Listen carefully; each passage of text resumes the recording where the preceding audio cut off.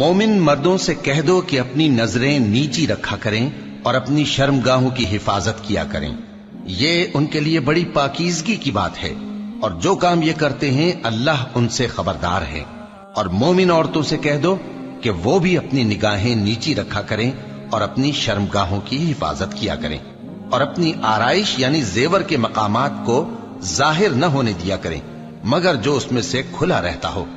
اور اپنے سینوں پر اوڑھنیاں اوڑھے رہا کریں، اور اپنے خاوند اور باپ اور خسر اور بیٹوں اور خاوند کے بیٹوں اور بھائیوں اور بھتیجوں اور بھانجوں اور اپنی جیسی مومن عورتوں اور لونڈی غلاموں کے سوا نیز ان خدام کے جو عورتوں کی خواہش نہ رکھیں، یا ایسے لڑکوں کے جو عورتوں کے پردے کی چیزوں سے واقف نہ ہوں، غرض ان لوگوں کے سوا کسی پر اپنی زینت اور سنگھار کے مقامات کو ظاہر نہ ہونے دیں،